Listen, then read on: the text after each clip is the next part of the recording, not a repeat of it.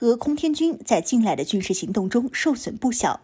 而与此同时，本就实力占优的解放军空军则在继续稳步发展。一起来看详细对比。Hello， 各位老铁们，大家好，欢迎收看本期迷彩虎，我是虎妞。当前，中美俄3个世界大国的空军战斗机实力位于世界前3，这是没有任何问题的。对于现代战争中至关重要的空军力量来说，空军的实力评比是人们关注的问题。人们知道美国空军是绝对的第一，中俄空军的战机总数加起来也没有美国空军多。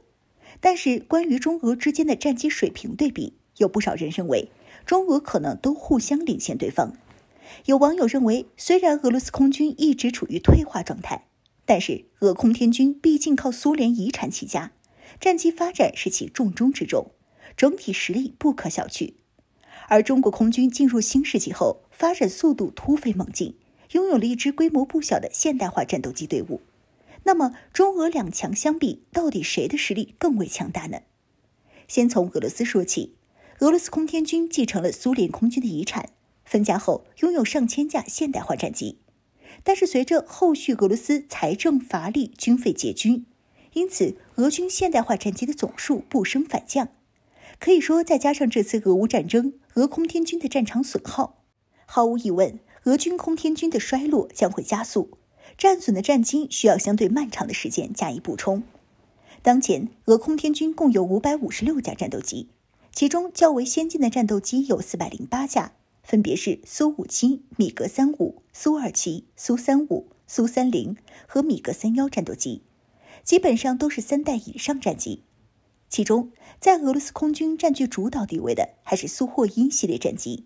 分别是苏35、30、27。苏35战机可以说是俄军最先进的3代版战机。当前，俄空天军拥有97架。不过，这种飞机无论是对地还是对空，都不如解放军的歼16战机。苏30俄军拥有91架苏30MS 和20架苏30M2型，算是性能尚可的3代多用途战机。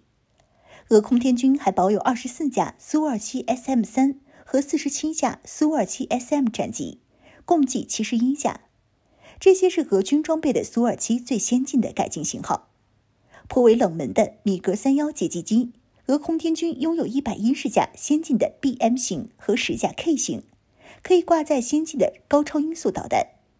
至于米格35和更先进的苏57隐形战机，俄空天军的服役数量太少，米格35有6架，苏57也只有5架，少得可怜。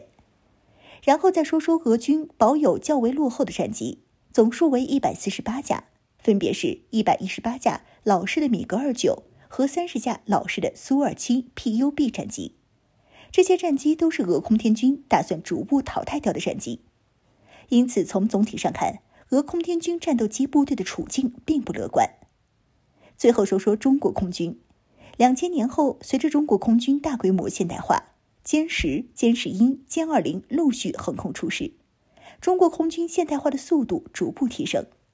截止当前，中国空军就有1460架先进的现代化战机，为3代以上，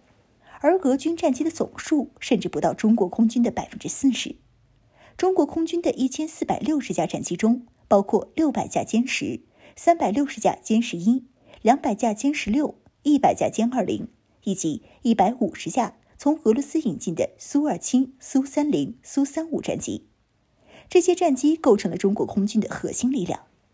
虎妞认为，从质量上来说，解放军空军的战机无论是在数量上还是在性能上，对俄罗斯空天军形成了反超这么一个局面。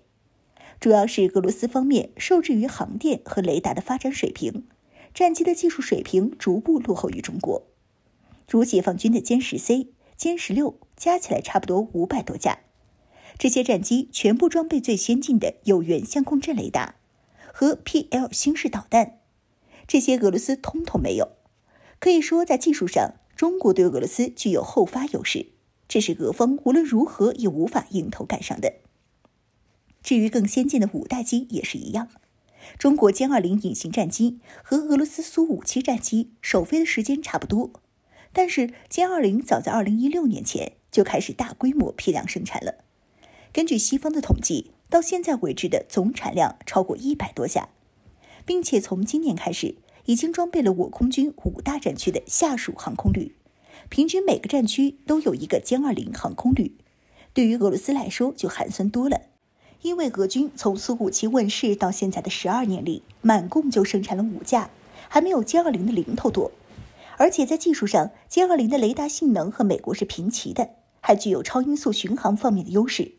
加上更先进的航电和光电瞄准系统，作战性能比饱受诟病的苏57要优秀得多。因此，虎妞可以下达一个结论：中国空军在3代战机甚至是4代战机上，对比俄罗斯空天军，无论是在质量上和数量上都具有明显优势。